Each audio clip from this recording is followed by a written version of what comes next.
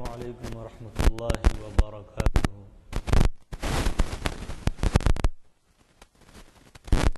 أعوذ بالله من الشيطان الرجيم.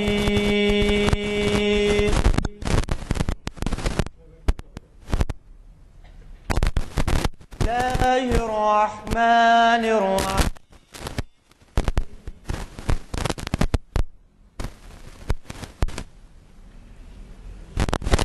خلق الإنسان من صلصال كالفخار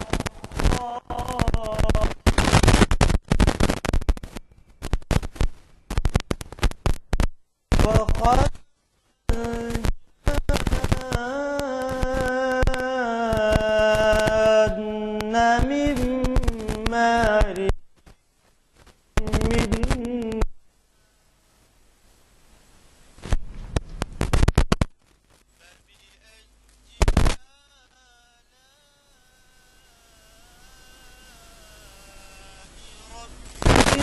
ما تكذبان.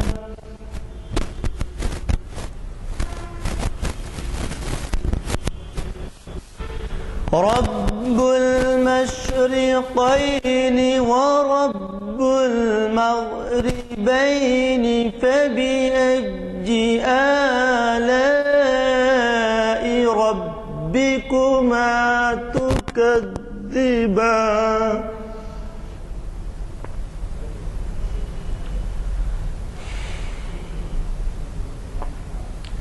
مرج البحرين يلتقيان بينهما برزخ لا يبغيان.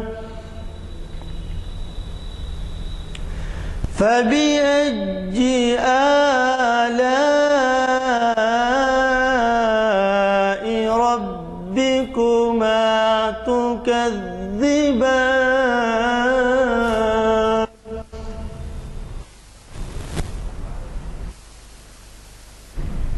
يخرج منهما اللؤلؤ والمرجان. فبأي آلاء ربكما تكذبان.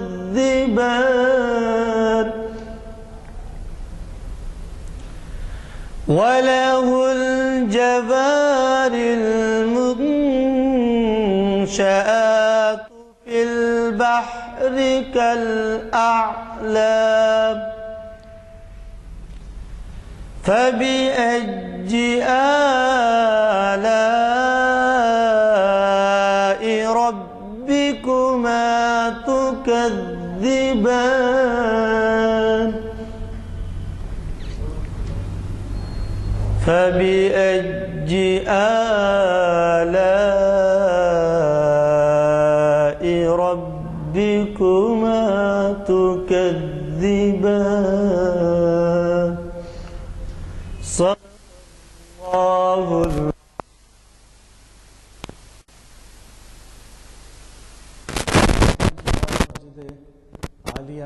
مسجد عالیہ میں آپ سب حضرات کا دلی خیر مقدم ہے۔ آج محفل اقبال شناسی کی 742ویں نشست منعقد ہو رہی ہے۔ ابھی آپ نے خوش الان حافظ و قاری علی جناب محمد شاہ نظر صاحب سے ابھی کلام پاک سننے کی سعادت حاصل فرمائی۔ آج کے مقرر کا تعارف کرانے کی چندہ کوئی ضرورت نہیں ہے، اس لیے کہ ڈاکٹر عقیل ہاشمی ہماری پچھلی کئی محافل کو ایڈریس کر چکے ہیں، مخاطب کر چکے ہیں، صدر شعبہ اردو جامعہ عثمانیہ رہ چکے ہیں۔ آپ اقبال کے اوپر بڑی گہری نظر رکھتے ہیں اور خود بھی ایک منفرد شاعر ہیں، تو اس لیے زیادہ ان کے متعلق کہنا غیر ضروری ہے، آپ واقف ہیں۔ آج کا عنوان انہی کا تجویز کردہ علامہ اقبال ایک الہامی شاعر۔ تاریخ کی مناسبت سے آج 22 जनवरी 2014 रबीउल अव्वल 1435 हिजरी। अब आपकी खिदमत में 2-4 अशार इक़बाल की आप इजाज़त देता हूँ। उसके बाद अली जनाब से मैं रिक्वेस्ट करूँगा तक़रीर के लिए।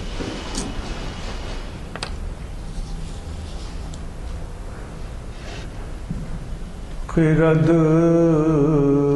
के पास खबर के सिवा कुछ और नहीं। खिरद के पास खबर के सिवा कुछ और नहीं। तेरा इलाज नजर के सिवा कुछ और नहीं। खिरद के पास खबर के सिवा कुछ और नहीं। तेरा इलाज नजर के सिवा कुछ और नहीं। खिरद के पास हर एक मकाम से आगे आगे मकाम है तेरा। हर एक मकाम से आगे मकाम है तेरा। हयात ज़ौक़े सफ़र के सिवा कुछ और नहीं। हयात ज़ौक़ हर एक मकाम से आगे मकाम है तेरा। हयात ज़ौक़े सफ़र के सिवा कुछ और नहीं। खिरद के पास खबर के सिवा कुछ और नहीं। तेरा इलाज नजर के सिवा कुछ और नहीं। खिरद के पास। अब मैं गुजारिश करता हूँ अली जनाब तशरीफ लाएं डेस्क पे। याद नहीं तशरीफ लाइए। नेक्स्ट मैं गुजारिश करता हूँ डॉक्टर अकील हाशमी साहब से कि डेस्क पर तशरीफ लाएं अपनी तकरीर का। रहमतुल्लाहि व बरकातुहू। औज़ु बिल्लाहि मिनश शैतानिर रजीम। बिस्मिल्लाहिर रहमानिर रहीम। नहमदुहु व नसल्ली अला रसूलिल करीम। अम्मा बाद। बुजुर्गों और दोस्तों, इक़बाल शनासी की ये नशिस्त अल्लामा इक़बाल के इल्हामी शायर की हैसियत से मुनक़्क़िद की गई है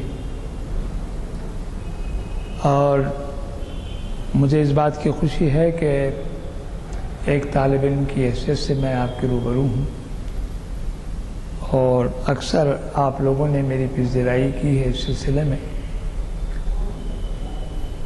आज ये जो उन्वान है अल्लामा इक़बाल एक इल्हामी शायर की हैसियत से मैं अपने गुजारिशात रखने जा रहा हूँ। ये बात सभी जानते हैं कि अल्लामा इक़बाल को हकीमुल उम्मत, शायर मशरिक़, हकीकत का तर्जुमान और एक मकसदी शायरी करने वाला शायर माना गया और वो इज़्ज़ो शरफ़ और मकबूलियत हासिल हुई कि हिंदुस्तानी नहीं बल्कि एशियाई ممالک بلکہ عالمگیر سطح پر ان کی عظمتوں کا اعتراف کیا گیا۔ بات دراصل یہ ہے کہ شاعری ایک ایسا جذبہ ہے جس کے ذریعے سے انسانی خیالات، احساسات و جذبات کو بہتر طور پر ادا کیا جا سکتا ہے۔ نثر کے مقابل میں شاعری کا جو مزاج ہے وہ اس قدر رواں اور اس قدر متاثر کن ہے کہ ذہنوں پر اس کے اثرات فی الفور مرتب ہو جاتے ہیں۔ تاریخ اس بات کی شہادت دیتی ہے کہ عالمگیر سطح پر کسی زبان اور بیان کے ساتھ ساتھ کچھ ایسی شخصیتیں بھی گزری ہیں جن کو ہم شاعر کی حیثیت سے مانتے جانتے ہیں۔ انہوں نے ایک انقلاب آفرین اپنے خیالات کے ذریعے سے اپنے دور ہی نہیں بلکہ آئندہ آنے والے زمانوں کو بھی متاثر کیا۔ اور دیکھا جائے تو معلوم ہوگا کہ عربی زبان ہو یا انگریزی ہو، اردو ہو یا فارسی ہو، کسی بھی زبان کے شاعر کے مزاج میں ایک الہامی کیفیت ضرور ہوتی ہے۔ سب سے پہلے میں یہ عرض کروں گا کہ یہ الہام ہے کیا، کیونکہ اکثر ہمارے ذہنوں میں یہ بات گھر کر جاتی ہے کہ کچھ باتیں ایسی ہوتی ہیں جو الہامی طور پر استعمال کی جاتی ہیں یا ہمارے سامنے آتی ہیں۔ تو سوال یہ ہے کہ یہ الہام ہے کیا؟ تو یہ آپ کو میں بتا دوں کہ دنیا میں جتنی اشیاء ہیں، مخلوقات، خالق کائنات نے کائنات کی وسعتوں کو اس قدر اعلیٰ درجے سے پیدا فرمایا ہے کہ اس کا ادراک کرنا، اس کے بارے میں غور و فکر کرنا شاید ہمارے لیے ممکن نہیں ہے، کیونکہ قرآن میں اللہ تعالیٰ نے ایک مقام پر فرمایا ہے وَلَا تُعَدُّوا نِعْمَتَ اللَّهِ وَلَا تَحْصُوهَا، کہ اگر تم اللہ تعالیٰ کی نعمتوں کا شمار کرنا چاہتے ہو تو یہ ممکن نہیں ہے اس کا کہ احاطہ کر سکو۔ اللہ تعالیٰ نے ایسی ہزارہا، لاکھوں، کروڑہا انداز کی نعمتیں انسان کے لیے پیدا فرمائی ہیں۔ وَسَخَّرَ لَكُم مَّا فِي السَّمَاوَاتِ وَمَا فِي الْأَرْضِ بھی کہا گیا کہ کائنات، یہ ارض و سماوات مسخر کر دی گئی ہے انسان کے لیے۔ اب یہ انسان کا کام ہے کہ وہ ادراک کرے، وہ فکر کرے، تدبر کرے، تفکر کرے اور اس کو سمجھے اور اس کے استعمال کو اپنے لیے کارآمد ثابت کرے۔ یہاں یہ بات میں بتا دوں، جیسا کہ میں عرض کر رہا تھا کہ اشیاء کا ادراک یا اشیاء کی جو پہچان ہوتی ہے وہ دراصل حواس کے ذریعے سے ہوتی ہے۔ انسان نے اللہ تعالیٰ نے انسان کو حواس دیے ہیں، جس کو ہم عام طور پر حواس خمسہ کہتے ہیں، 5: دیکھنا، سننا، چکھنا، چھونا اور اس طرح کے بولنا، زبان کے انداز میں کہنا۔ یہ 5 جو حواس ہیں ہمارے، ان حواس کے ذریعے سے اشیاء کا ادراک کیا جاتا ہے، پہچان بنائی جاتی ہے، اور اس کے بعد اس کی ماہیت یعنی اس کی اصل کو معلوم کیا جاتا ہے کہ یہ ہے کیا، اس کے قسم کیا ہے، یہ نفع بخش ہے یا ضرر رساں ہے، یہ مضرت یعنی نقصان پہنچانے والی ہے یا فائدہ پہنچانے والی ہے۔ لیکن ہم یہ دیکھتے آئے ہیں کہ بہت ساری چیزیں ایسی ہوتی ہیں جن کو ہم ان 5 حواس سے پہچان نہیں پاتے۔ 5 جو حواس ہمارے پاس دیے گئے ہیں، جس میں چکھنا یعنی لذت لینا ہے، سننا ہے، دیکھنا ہے، چھونا ہے، یہ ساری چیزیں جو کیفیات ہیں اس سے ہم چیزوں کا ادراک یا چیزوں کی پہچان کر نہیں پاتے. تو پھر پروردگار ہی کی طرف سے ایک عطا کردہ ایک ایسی قوت انسان کو دی گئی ہے کہ جس کو ہم عقل کہتے ہیں. عقل وہ چیز ہے، وہ مادہ ہے کہ اللہ تعالیٰ نے انسانی سر میں ایک دماغ کی کیفیت سے ایک مادہ رکھا ہے، اور اس کے ذریعے سے سائنس اور ٹیکنالوجی تو آج تو دماغ کے ہزار نہیں لاکھوں سیلز کی طرف اشارے کرتی ہے کہ اس میں ایک محفوظ حصہ بھی ہے کہ اس میں میموری یا یادداشت باقی رہتی ہے، اور ایک ہر طرح کی کیفیتوں کا اس کے اندر ادراک سمجھ میں آ جاتا ہے. تو وہ عقل کی بنیاد پر ہم چیزوں کو سمجھنے، سوچنے اور اس کے استعمال کے لیے اپنے آپ کو تیار کر لیتے ہیں. تو معلوم یہ ہوا کہ جتنے ہمارے درمیان جو اعلیٰ دماغ کے لوگ تھے، اب میں یہاں اعلیٰ دماغ کے لوگ کہہ رہا ہوں، معلوم ہوا کہ ہمارے پاس تو انسان ہونے کے ناطے بہت سارے کیا ہر کم و بیش کو ہر انسان کو عقل دی گئی، لیکن کیا وہ عقل استعمال کے لائق ہے؟ وہ محدود ہے، اس کا استعمال محدود ہے، اس کا استعمال اپنی وسعتوں کے اعتبار سے، اپنی تربیتوں کے اعتبار سے آگے بڑھتا ہے. اب اس کی تفصیل تو الگ ہے، وہ سائنس اور ٹیکنالوجی کا شعبہ ہے، لیکن یہاں یہ بات بتانا چاہتا ہوں کہ جو چیزیں جو عقل سے سمجھی جاتی ہیں وہ کبھی کبھی ہم ایک منزل پر آ کر عقل بھی وہاں اپنے آپ کو مجبور پاتی ہے، وہاں عقل بھی ہماری کام نہیں کرتی. تو معلوم ہوا کہ ہوا سے قمصہ جہاں کام نہیں کرتے وہاں عقل کام کرتی ہے، اور جہاں عقل کام نہیں کرتی تو آخر ایسی کون سی قوت ہوگی جو وہاں کارآمد ثابت ہوگی. تو ایسی منزل پہ ہم سوچتے ہیں تو پروردگار اس خالق کائنات کے صدقے جائیں، نثار جائیں اور اپنی عبودیت و اطاعت و عبادت کے خود کو اہل بنا لیں کہ اس پروردگار عالم نے عقل کے بعد بھی ایک ایسا جذبہ انسانوں کے اندر موجود رکھا ہے کہ جس کی طاقت، جس کے ذریعے سے وہ شے کی ماہیت یا چیز کی حقیقت یا اس کی پہچان پر اپنے آپ کو تیار کر سکتا ہے. اور وہ قوت انسان کے اندر کہلاتی ہے الہام.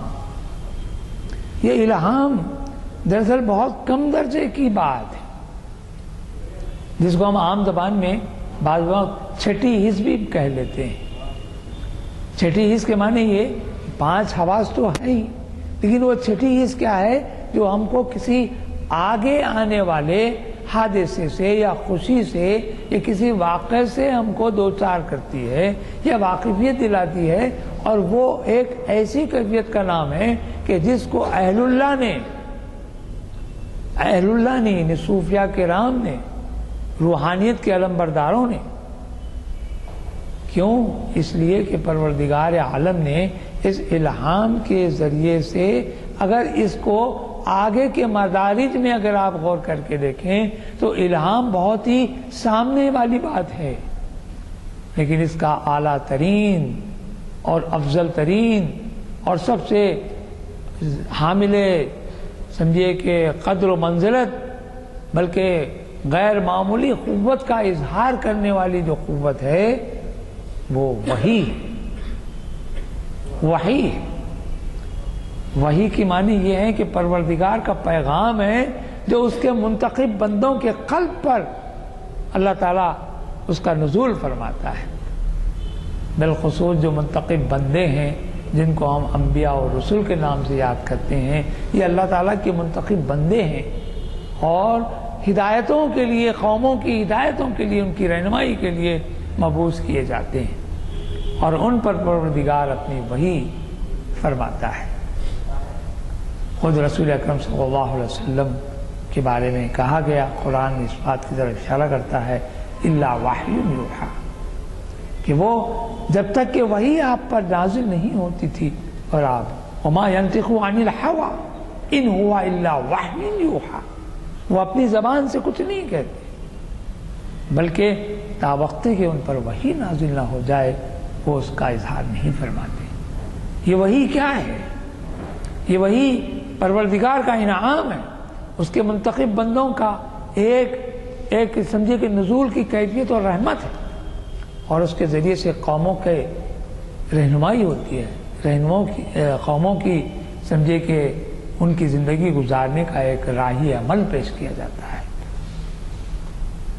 پچھلے زمانوں میں جو پیغمبر مبعوث کیے گئے تھے ان کے احوال، ان کے واقعات تو قرآن میں ملیں گے، یقیناً ملیں گے، اور آپ قرآنی کے ذریعے سے ان واقعات سے واقفیت حاصل کرتے ہیں۔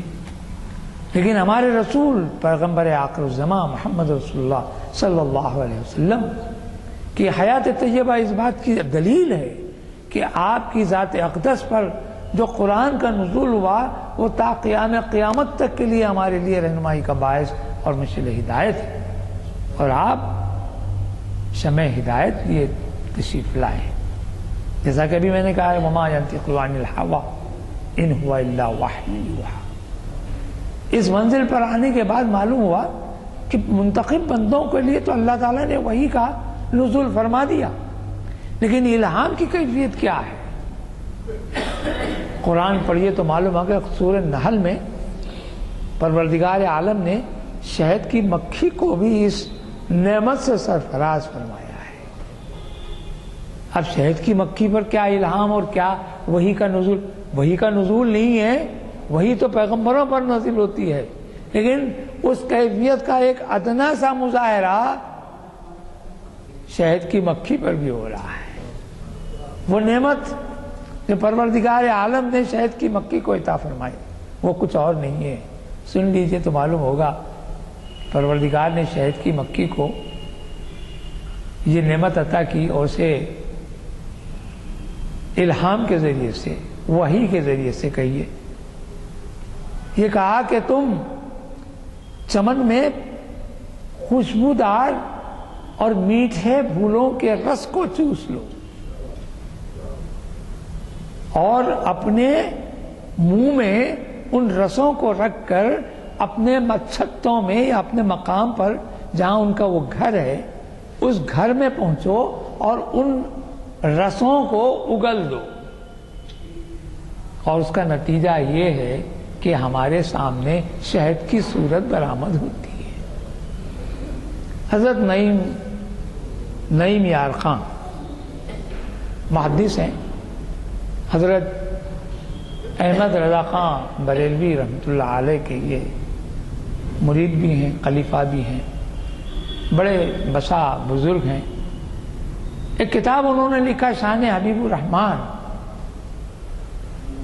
اور انہوں نے بطور خاص اس کتاب میں آپ کو بتاؤں گا کہ اس کتاب میں انہوں نے قرآنی حوالوں سے رسول اکرم صلی اللہ علیہ وسلم کی نعت بیان فرمائی ہے، بلکہ یہ بالفاظ دیگر میں یہ کہوں تو غلط نہیں ہے کہ انہوں نے قرآن میں وہ تمام آیات نعت کو ایک جگہ جمع کر دیا کہ جس میں پروردگار عالم نے رسول اکرم صلی اللہ علیہ وسلم کی نعت فرمائی ہے۔ نعت کیا ہے؟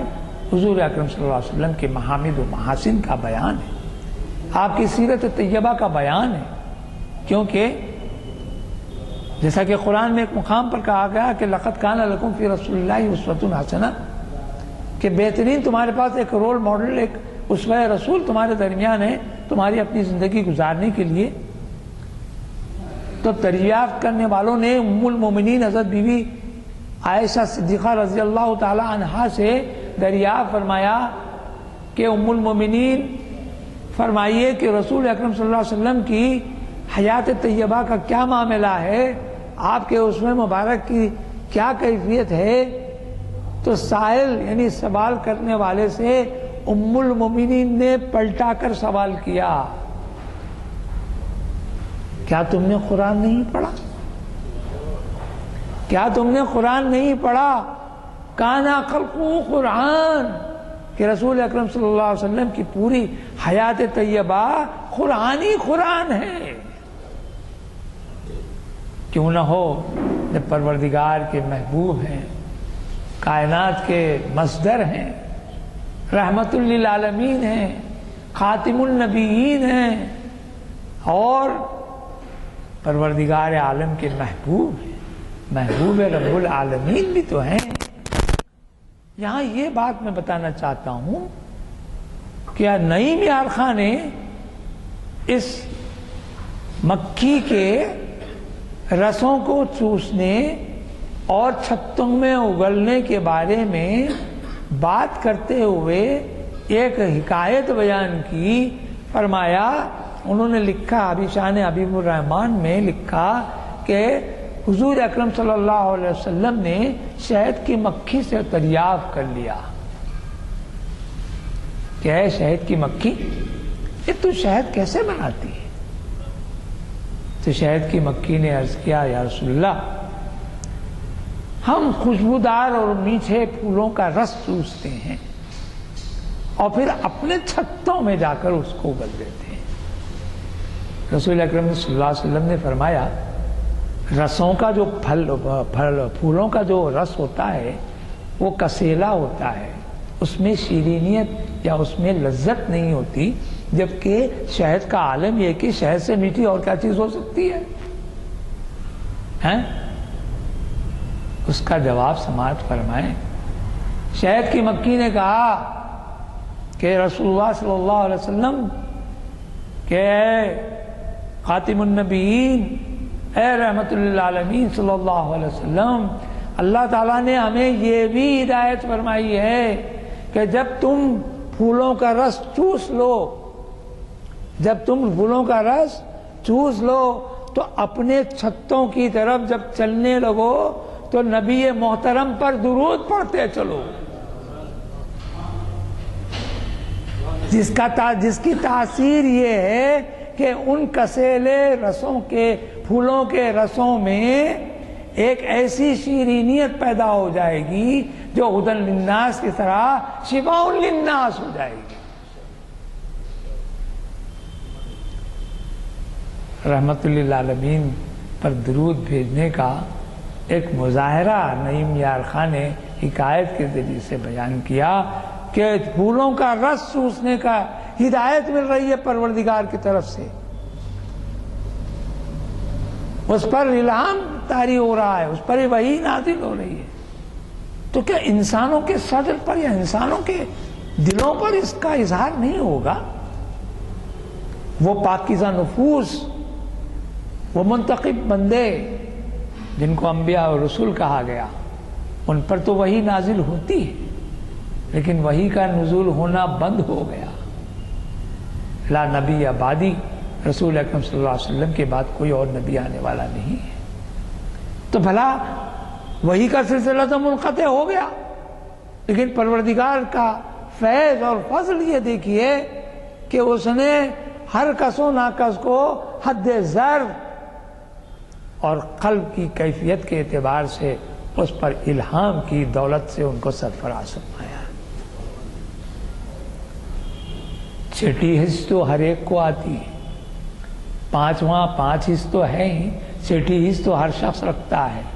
میں تو کہوں گا کہ جتنے ہمارے درمیان شعراء ہیں، ادیب ہیں، بڑے بڑے فلاسفرز ہیں، متقی پرہیزگار اولیاء کبار ہیں، صوفی منیج حضرات ہیں، ان کے قلب پر بھی الہام اور شرح صدر ہوتا ہے، ان کے سینے کھول دیے جاتے ہیں۔ قرآن پڑھیے تو پتہ لگے گا کہ جو اسلام اور اسلام کے دائی اور اسلام کی کیفیات کے ساتھ اپنے آپ کو مربوط کر لیتے ہیں، ان کے اللہ تعالیٰ سینے کھول دیتا ہے۔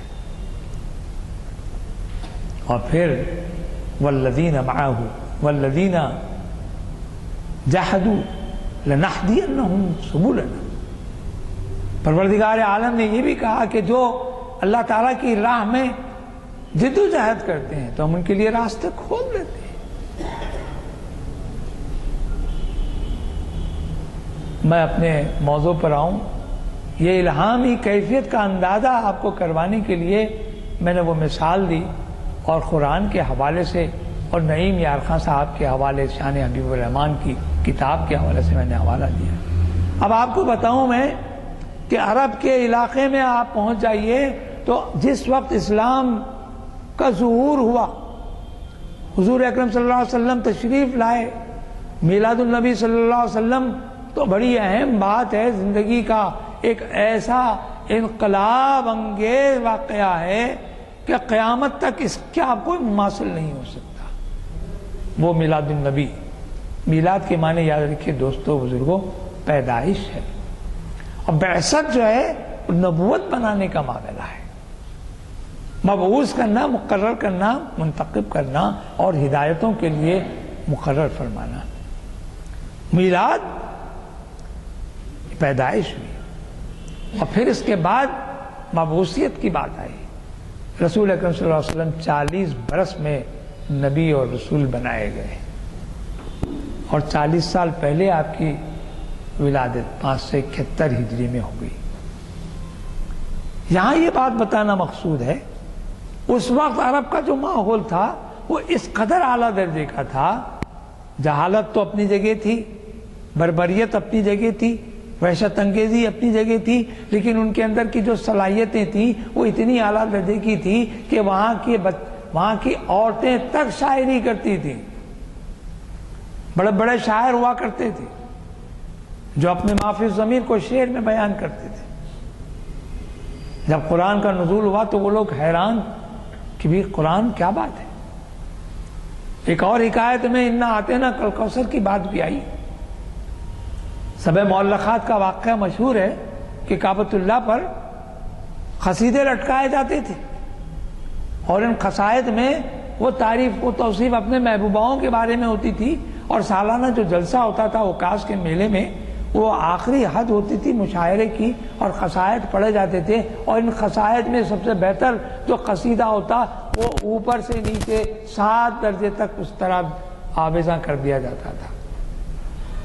لیکن انا آتینا کالکوثر کی جب سورت نازل ہوئی، اور روایت ہے کہ اس کو کعبۃ اللہ کے پردے پر لٹکا دیا گیا، اس وقت کا شاعر اعظم لبید بن حارث جو سب سے بڑا شاعر تھا، اس نے پڑھ کر عجیب حیرانی سے دیکھا، شزدر ہوا، انا آتینا کالکوثر فصلی لربک وانحر، لیکن تیسری آیت کا وہ ٹکڑا نہیں دیا گیا، صرف 2۔ خیال یہ ہوا کہ شاید یہ مربع ہوگا، شاید یہ قطع ہوگا، شاید مضمون یہاں ختم نہیں ہوا اور آگے تو آگے کیا منزل ہوگی، کیا مضمون کو مکمل کیسے کیا جائے گا۔ اس کو حیا آئی، اس نے شرمندگی محسوس کی کہ اعلیٰ درجے کا کلام ہے، اور ہمارا کلام انسانی فکر کا کلام معلوم ہو رہا ہے۔ اس نے کہا کہ ما ھذا کلام البشر، یہ کسی انسان کا کلام نہیں ہے، اور اپنا قصیدہ اتار لیا۔ عربوں میں جہاں کئی ایسی خرابیاں تھیں، وہاں اچھی بات بھی یہ تھی کہ حق کو حق سمجھنے کی عادی تھے، وہ سچ سمجھتے تھے، وعدے کی پابند بھی تھے۔ عجیب عجیب کیفیات میں ان کے اندر تضاد تھا، ایک طرف تو وحشیانہ انداز تھا، ایک طرف تو شرک اور کفر میں مبتلا تھے، ایک طرف بربریت کا عالم تک کہ اپنی بیٹیوں کو دفن کر دیتے تھے زندہ۔ لیکن بات اپنی جگہ جب بات آتی، شاعری کی آتی، تو اس پر بھی اختیار رکھتے تھے، اور اس بات کا احساس رکھتے تھے کہ حقیقتاً اچھا کیا ہے اور برا کیا ہے، اس کا پہچان کرتے۔ انہوں نے اپنا قصیدہ اتار لیا۔ 7 قصیدے ہونا ہے اس میں، یہ 8واں آیا تو وہ 7 ہو گئے جب اس کا قصیدہ اتر گیا۔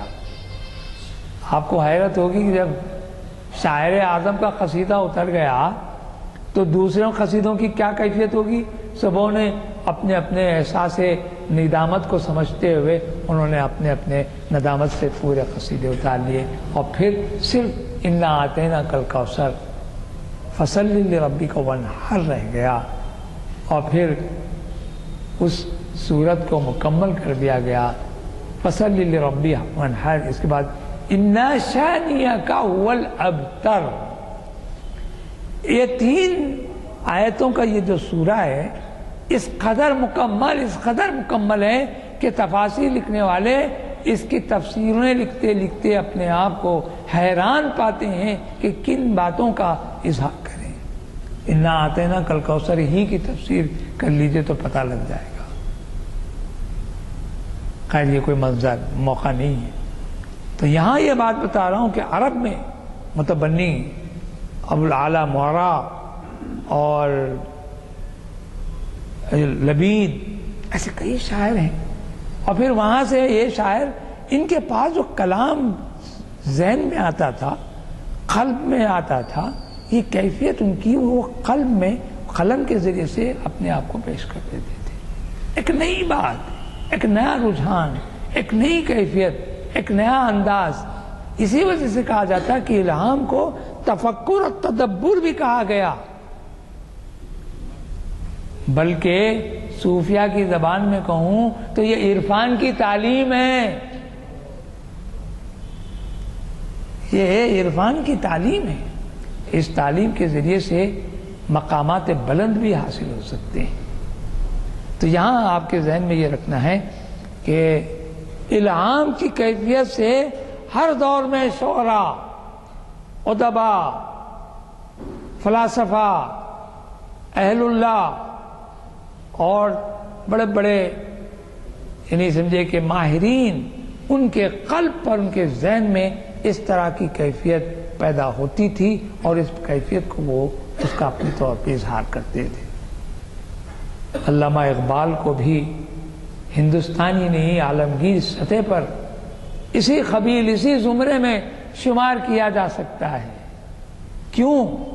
اس لیے کہ اقبال نے جب شاعری شروع کی تو انجمن حمایت الاسلام میں انہوں نے اپنی نظمیں پڑھی، ابتدائی نظمیں. اور بانگ درا کی جو نظمیں ہیں، انجمن حمایت الاسلام کی جو نظمیں ہیں، وہ آپ کو پتہ لگے گا کہ وہ کیسی نظمیں ہیں جس میں زیادہ تر انگریزی شاعروں کے ساتھ ساتھ اس کا ترجمہ بھی آپ کو مل جاتا ہے. لیکن جب انہوں نے یورپ کا سفر کیا، یورپ کے سفر کرنے کے بعد جب واپس ہوئے تو وہ وہاں کی مغرب کی جو زمین اور مغرب کے جو حالات اور اس کے واقعات اور وہاں کی تہذیب اور وہاں کے ماحول سے وہ اس قدر دل برداشتہ ہونا کسے کہہ سکتے ہیں، وہ متاثر ہوئے ضرور، لیکن انہوں نے کہا کہ یہ کیا ہے، یہ کیا زمانہ ہے اور کیا قوم ہے کہ جہاں خدا اور خدا کے رسول کی کوئی ان کے اندر محبت اور اس کے اندر انسانیت گھر کرتی نظر نہیں آ رہی. نتیجہ یہ ہوا کہ جب یورپ سے واپس ہوئے تو پھر ایک بار انہوں نے انجمن حمایت الاسلام میں کے جلسوں میں جانا طے کیا اور وہاں انہوں نے 2 نظمیں پیش کی، ایک خضر راہ اور ایک طلوع اسلام. دیکھیے ان کے کلام کو اگر آپ پڑھیں گے، چاہے کسی بھی رخ سے پڑھیں، بال جبریل پڑھیں، بانگ درا پڑھیں یا بال جبریل پڑھیں، جی ارمغان حجاز پڑھیں، یہ اردو ہیں. پھر اسرار خودی پڑھیں، رموز بے خودی پڑھیں، جاوید نامہ پڑھیں، تو یہ کلام فارسی میں بھی ہے. اگر ترتیب وار سے اگر ان کے کلام کا مطالعہ کریں گے آپ تو آپ کو اندازہ ہوگا کہ ان کے پاس سارا کا سارا کلام ایک الہامی کیفیت سے 2-4 نظر آتا ہے،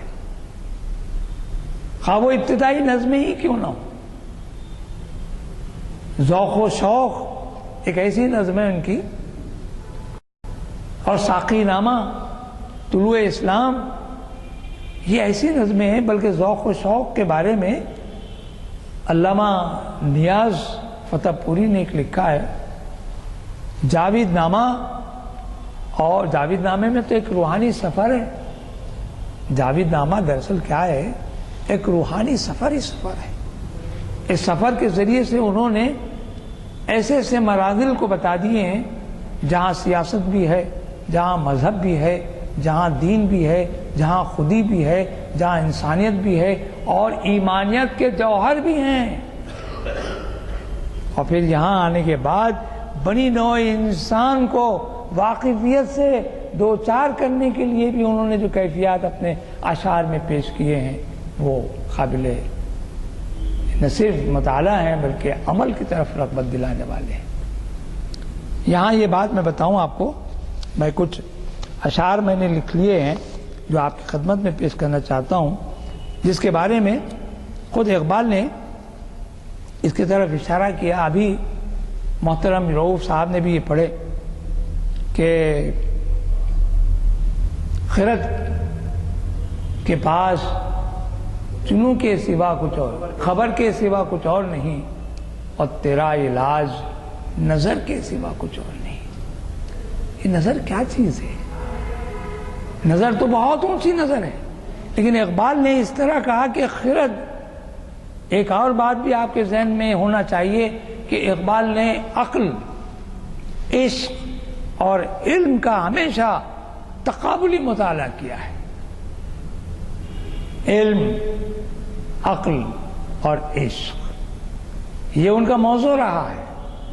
ان کے پورے کلام میں اگر آپ غور کر کے دیکھیں تو کسی نہ کسی منزل پر آپ کو علم کی عظمتیں نظر آئیں گی۔ جہاں وہ علم کی عظمتیں نظر آتی دکھائی دیتی ہیں آپ کو، وہیں وہ عقل کے میزان پر بھی اس کو تولتے ہیں، لیکن آخر کار وہ عشق کی منزلوں سے آپ کو دو چار کر دیتے ہیں۔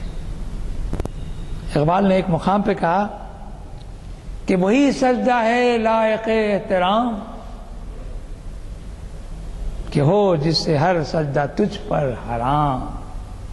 دیکھیں دو چیزیں پیش کی، وہی سجدہ ہے لائق احترام، اس معبود حقیقی کے آگے جب آپ سجدہ کرتے ہیں تو وہ احترام کے قابل ہو جاتا ہے، اور اس سجدے کو حرام قرار دیتا ہے جو آپ ہر کس و ناکس کے سامنے کیے جا رہے ہیں۔ کیا یہ کیفیت الہامی نہیں ہے؟ کیا یہ کیفیت تدبر سے آپ کو ہمکنار نہیں کرتی؟ کیا آپ کو اس طرف بیدار نہیں کرتی کہ حقیقت میں انسانی عظمت کا اظہار کس طرح کیا جاتا ہے؟ اقبال نے ایک مقام پہ کہا، اٹھ کے اب بزم جہاں کا اور ہی، اٹھ کے اب بزم جہاں کا اور ہی انداز ہے، مشرق و مغرب میں تیرے دور کا آغاز ہے۔ ایک مشرق ہی نہیں، مغرب۔ اصل بات یہ ہے اقبال کے پاس جو فکر ہے وہ الہامی اس وجہ سے ہو جاتی ہے کہ انہوں نے آج کے دور کو، آج جو ہمارے پاس دور ہے، آج سے کوئی 50-60 سال پہلے اس کا نظارہ کر لیا تھا۔ تو معلوم ہوا کہ الہام کے ذریعے سے ان پر جو کیفیات طاری ہوتی تھی وہ آگے آنے والے مستقبل کی پیشگوئی کی کرتے تھے۔ مستقبل کی پیشگوئی کرنا آسان کام نہیں۔ ایک مقام پر انہوں نے کہا کہ عقل گو آستاں سے دور نہیں، عقل گو آستاں سے دور نہیں، اس کی تقدیر میں حضور نہیں۔ حضور کے معنی حاضری، حضور کے معنی ہمارے پاس ایک بڑی شخصیت کے بارے میں بھی حضور کہتے ہیں، اور ہم راقہ نامدار احمد مصطفیٰ صلی اللہ علیہ وسلم کو بھی شاعر حضرات حضور سے بھی مخاطب فرما لیتے ہیں۔ تو کہا یہ کہ عقل کو آستاں سے دور نہیں، اس آستاں سے عقل دور نہیں، لیکن اس کی تقدیر میں حضور نہیں۔ جو حضور یہ قلب چاہیے وہ اس کی عقل ہمیشہ توازن میں رہتی ہے، میزان میں لٹکی ہوئی ہوتی ہے، کیا اچھا اور کیا برا، کیا اچھا اور کیا برا، کیا بہتر اور کیا خراب، اور کیا نزدیکی اور کیا دوری، اسی تخمین و ظن میں، یعنی برابر کرنے والی تول مول میں اپنے آپ کا وقت ضائع کرتی ہے۔ اور پھر اس کے آگے لکھتے ہیں، دل بینا بھی کر خدا سے طلب، دل بینا بھی کر خدا سے طلب، آنکھ کا نور دل کا نور نہیں، آنکھ کا نور دل کا نور نہیں۔ اس لیے کہ ہمارے پاس بصارت ہے تو بصارت ہی نہیں ہے، بصیرت بھی ہے۔ جہاں بصارت ہے وہاں بصیرت ہے۔ ہم لوگ اکثر، بعض لوگ جو فلاسفر ہوتے ہیں، فلاسفہ جو ہوتے ہیں، فلسفیانہ دماغ رکھتے ہیں، ان کا کہنا یہ ہے کہ ہر شخص بصارت تو رکھتا ہے لیکن بصیرت نہیں رکھتا، یا سبھی بصارت رکھتے ہیں لیکن بصیرت نہیں رکھتے۔ بعضوں نے یہاں تک کہہ دیا کہ بصارت رکھنے والے بھی اندھے ہیں. ارے آنکھ رکھنے والے بھی اندھے ہیں. کیا اندھے ہیں؟ کیوں کہ وہ اپنی عقل سے سوچتے ہیں، فکر سے سوچتے ہیں، بصیرت سے نہیں سوچتے. اقبالی نے کہا کہ آنکھ والے جو اندھے ہوتے نا، اے حسن نظر، اقبال ہے، اے حسن نظر ذوق نظر خوب ہے لیکن جو شے کی حقیقت کو نہ دیکھے وہ نظر کیا. وہ نظر کس کام کی جو شے کی حقیقت کو نہ شے کی ماہیت کو نہ دیکھے. میں ابتدا میں کہہ چکا ہوں کہ الہام، ادراک شے کی حقیقت اور ماہیت کو بتاتا ہے اور آپ کے قلب کو انشراح صدر کے ساتھ سینوں کو کھول دیتا ہے. بصارت اور بصیرت ایک مثال دے دیتا ہوں، چھوٹی سی مثال. بصارت یعنی دیکھنا، بصیرت کیا دیکھنا، جس کو انگریزی میں ہم کین آبزرویشن کہتے ہیں. بہت ہی غور و فکر کے ساتھ. ہماری دل میں آنکھیں نہیں ہیں لیکن دل آنکھ ضرور رکھتا ہے. اسی وجہ سے کہا دل بینا بھی کر خدا سے طلب. بینا کے معنی دیکھنے والا، نابینا یعنی نہ دیکھنے والا. دل بینا بھی کر خدا سے طلب. آنکھ کا نور دل کا نور نہیں، اقبال کہہ رہے ہیں. تو یہاں یہ بات بتا دوں، ایک مرتبہ میں کلاس روم میں تھا، میں شعر پڑھا رہا تھا اور ایک پھول میرے ہاتھ میں تھا. میں اس کی کیفیات، اس کی حسن و اس کی جمال کی طرف اشارے کر رہا تھا، بتا رہا تھا. جی طالب علم سب بڑے محبت سے سن رہے، دیکھ رہے تھے. اچانک میری کلاس روم کے سامنے سے میرے دوست جو باٹنی کے پروفیسر تھے وہ گزرے. اچانک انہوں نے میرے سے سلام علیک کی، لیکن میرے ہاتھ میں انہوں نے وہ پھول دیکھ لیا. فوری جھٹک گئے اور سیدھا وہ میرے کمرے میں اجازت لے کر آ گئے. کہنے لگے ڈاکٹر صاحب 1 منٹ آپ سے میں لوں گا، یہ جو آپ کے ہاتھ میں پھول ہے اس کو براہ مہربانی ذرا دور رکھیے. میں نے کہا کہ کیا بات ہے، بڑا خوبصورت پھول ہے. انہوں نے کہا کہ ہاں بہت خوبصورت ہے، لیکن اس کی حقیقت سے آپ آگاہ و باخبر نہیں ہیں. بظاہر وہ خوبصورت ضرور ہے، وہ آپ کی آنکھ کے لیے تراوٹ اور دلکشی کا باعث ضرور بن رہا ہے، لیکن اس کی حقیقت یہ ہے کہ اس میں ایک قسم کا مادہ ہوتا ہے. اگر آپ اس کو توڑتے ہیں یا اس کی ایک پنکھڑی کو توڑ لیتے ہیں یا اس کے اندر جو ریشے ہیں، اگر اس میں سے وہ رس یا وہ مادہ اگر آپ کے بدن پر یا آپ کے جسم پر گر جائے تو وہ اتنا نقصان دہ ہوگا کہ آپ شاید اس کی جلن سے، اس کی سوزش سے، تکلیف سے آپ اس کو برداشت نہیں کر پائیں گے اور یہ زخم ہو جائے گا اور کبھی کبھی یہ لا علاج بھی ہو جاتا ہے. میں حیران ہو گیا. انہوں نے کہا کہ یہ دراصل بات یہ ہے، آپ چونکہ باٹنی سے واقف نہیں ہیں، اس کے ظاہری حسن کو آپ نے محسوس کیا اور اپنے طالب علموں کو بتانے کی غرض سے آپ لے آئے. حقیقتاً اس کو یہاں لے آنے کی ضرورت نہیں ہے کیونکہ یہ بڑا نقصان دہ پھول ہے، بظاہر بڑا خوبصورت ہے.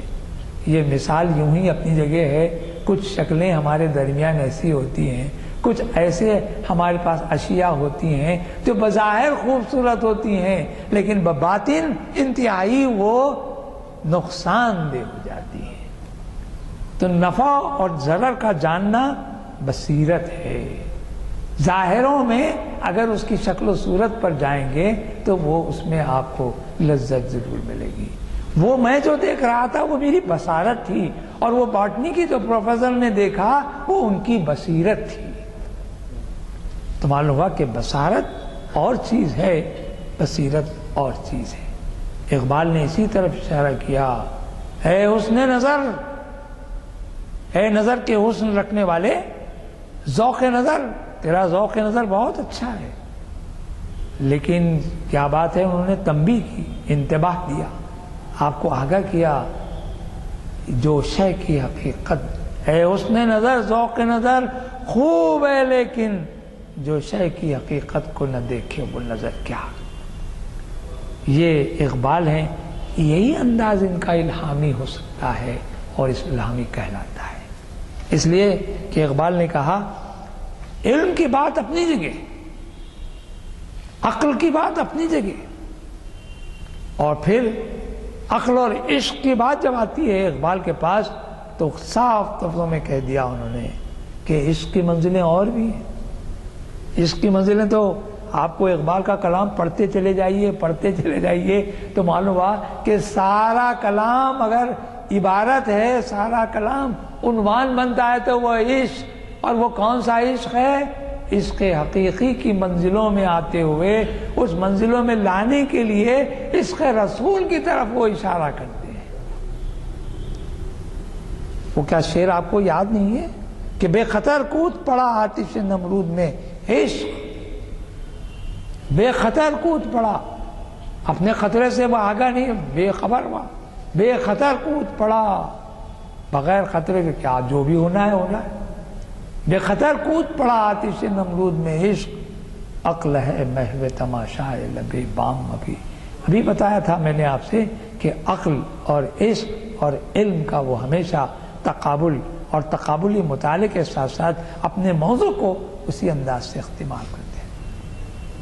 اور انہوں نے کہا عقل ہے محو تماشا ہے، ایک اور شعر بڑا اچھا ہے ان کا کہ عشق کی ایک جشن نے،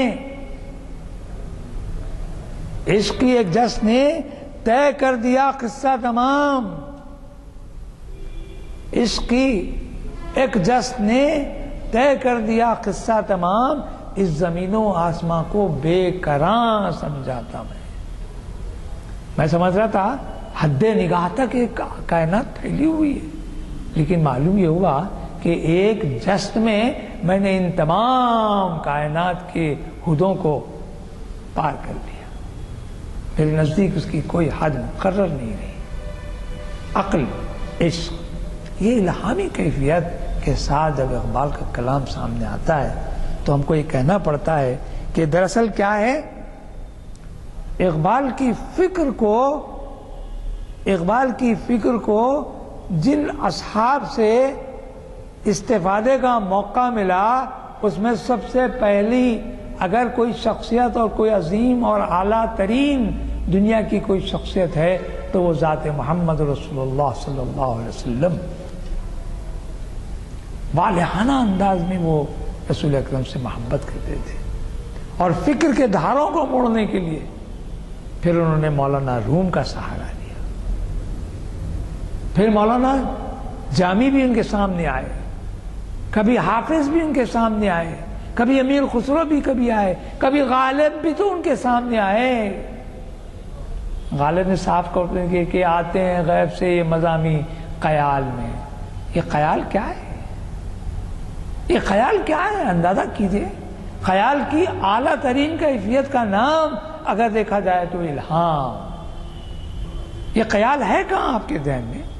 آپ اپنے کمرے میں، اپنے دیوان خانے میں بڑے آرام سے بیٹھے ہیں، لیکن آپ کا ذہن اس بیٹھک کے ساتھ نہیں ہے، بلکہ عالم خیال میں میں ہوئے دنیا کے تمام کائنات کے کوچے کوچے میں پھر رہا ہے۔ اگر آپ کا ذہن صالح، اگر آپ کا ذہن نیک خیالات کا حامل ہے تو پھر اس کی رفتار سفر بھی کچھ الگ سی ہوگی، اس کا انداز بھی الگ ہوگا۔ اقبال نے کہا ہے کہ وہ عشق کی بات، ایک اور شعر ہے، قوت عشق سے ہر پست کو بالا کر دے، قوت عشق سے ہر پست کو بالا کر دے، دہر میں اس میں محمد سے اجالا کر دے۔ یہ جو کیفیت ہے اقبال کے پاس بڑی قوت کے ساتھ ہمارے سامنے آتی ہے۔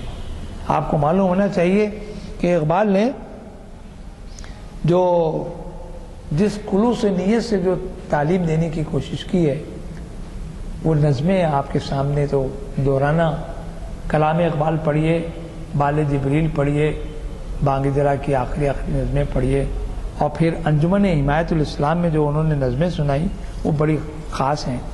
اصل بات یہ ہے کہ علم کے بغیر عمل بیکار ہے، بیکار محض۔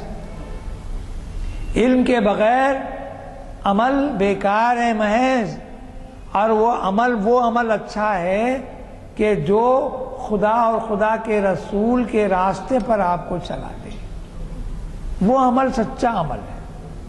ورنہ ایسا علم کس کام کا جو عمل پر رغبت نہ دلائے؟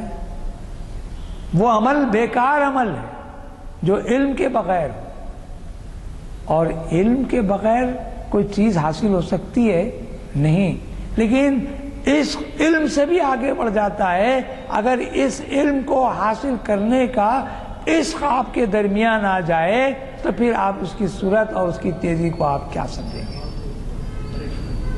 آپ کو اندازہ ہونا چاہیے کہ حضرت ابراہیم ادم رحمۃ اللہ علیہ کا ایک واقعہ ہے جس کو حضرت داتا گنج بخش رحمۃ اللہ علیہ نے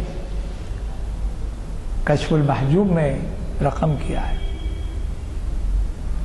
حضرت ابراہیم ادم ایک مقام پر جا رہے تھے، اچانک آپ نے دیکھا کہ راستے میں ایک پتھر پڑا ہوا ہے، بڑا اچھا پتھر ہے۔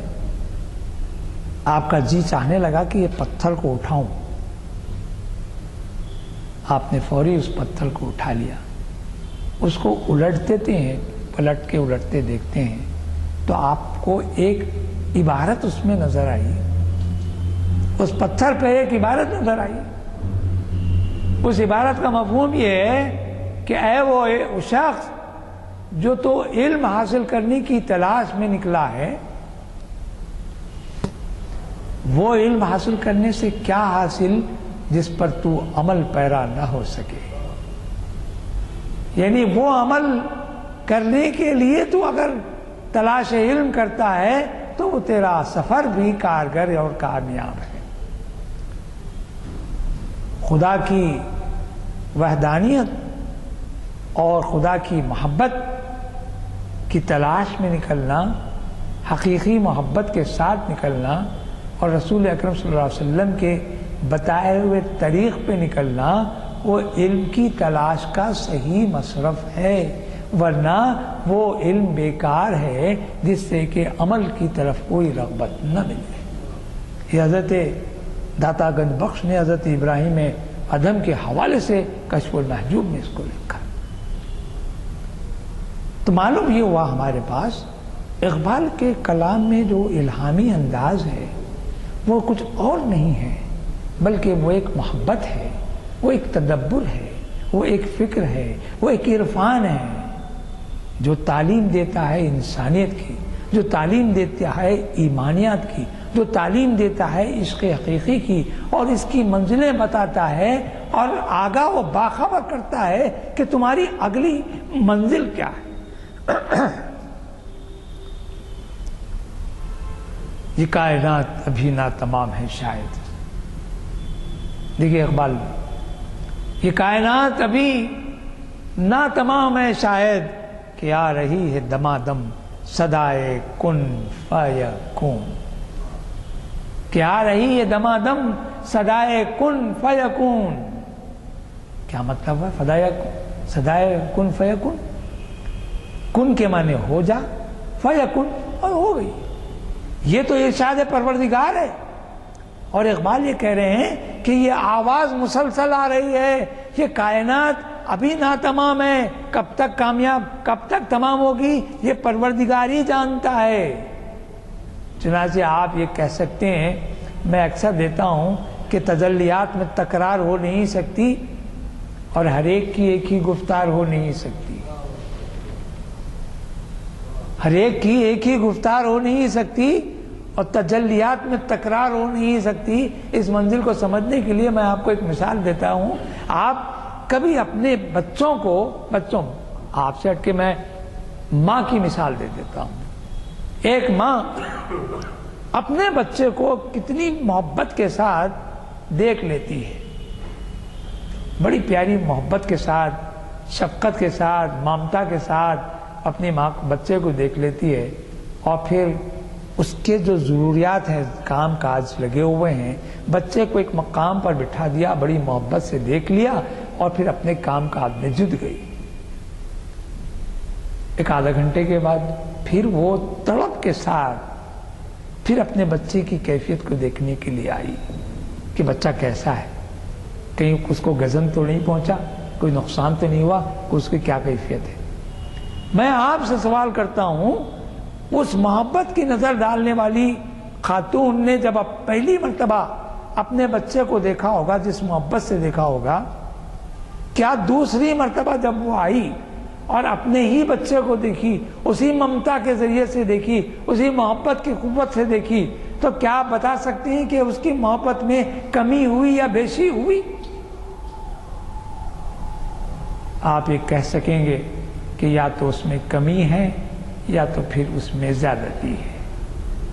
اسی وجہ سے کہا کہنے والے نے کہ تجلیات میں تکرار ہو نہیں سکتی۔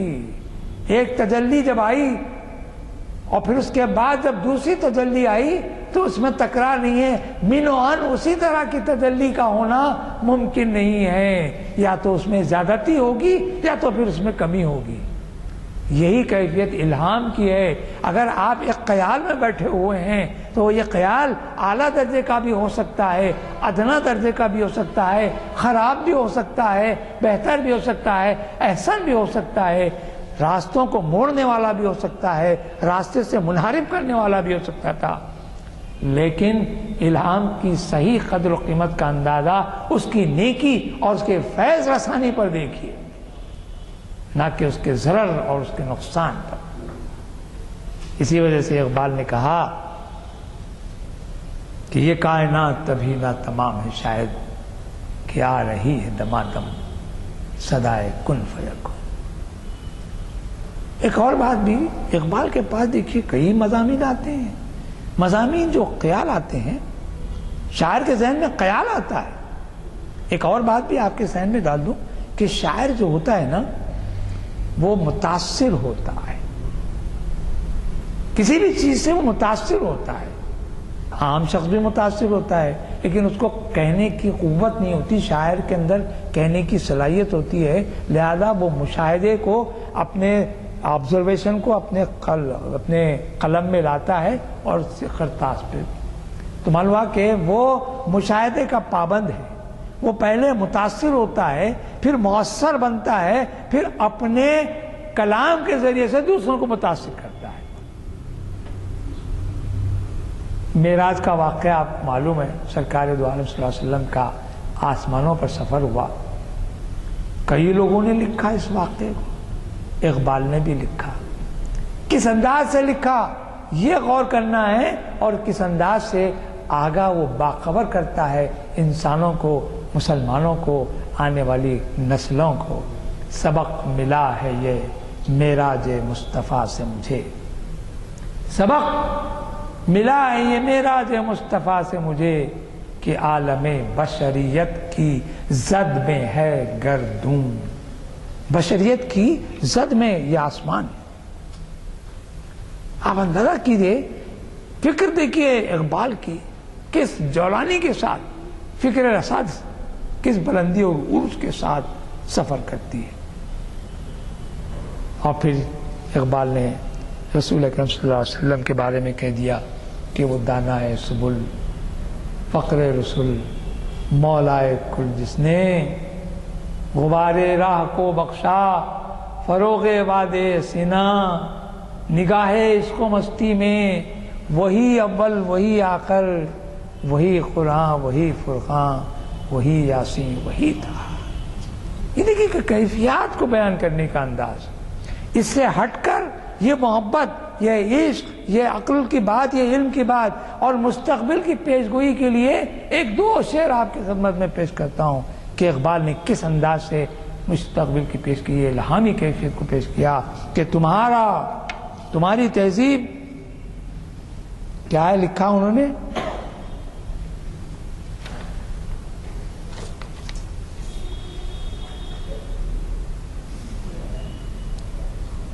وہ کیا ہے، مشہور شعر ہے ان کا، تمہاری تہذیب اپنے خنجر سے آپ خود کشی کرے گی۔ وہ کب کہہ رہے ہیں، دیکھیے یہ کب کہہ رہے ہیں، غور کیجئے، اور آج ہمارے سامنے وہ تہذیب سامنے آ رہی ہے، یہ پیش گوئی ہے۔ یہ الہامی کیفیت ہے کہ اقبال نے کہا کہ تمہاری تہذیب اپنے خنجر سے آپ ہی خودکشی کرے گی، جو شاخ نازک پہ آشیانہ بنے گا ناپائیدار ہوگا۔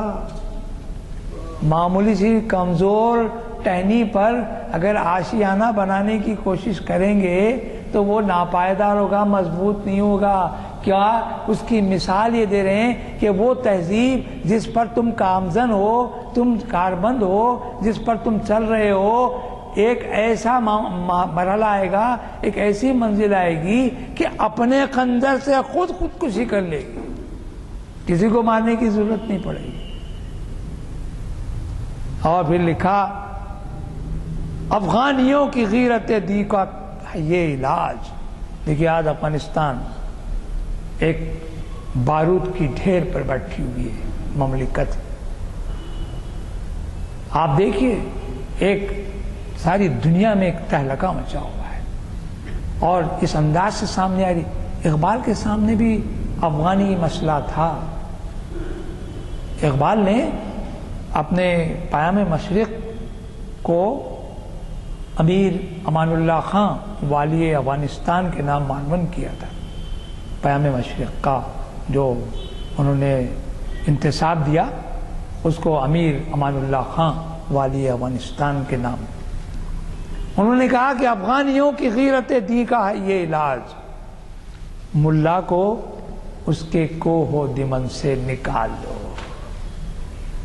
وہ جو ماحول ہے ان کا، اس ماحول سے ان کو نکال دو تو پھر معاملہ ہی الگ ہوتا ہے۔ اور پھر انہوں نے کہا کہ سبق پھر پڑھ شجاعت صداقت کا، عدالت کا، شجاعت کا، اور لیا جائے گا تجھ سے کام دنیا کی امامت کا۔ یہ کب؟ جبکہ تو سبق پڑھے، شجاعت کا پڑھے گا، عدالت کا پڑھے گا، صداقت کا پڑھے گا۔ آج ہمارے پاس صداقت ختم ہو گئی، شجاعت کے نام سے کوئی چیز ہمارے پاس دستیاب نہیں ہے، عدالت کا معاملہ ہی ہمارے پاس ایک حرف سمجھے مجہول بن کر رہ گیا۔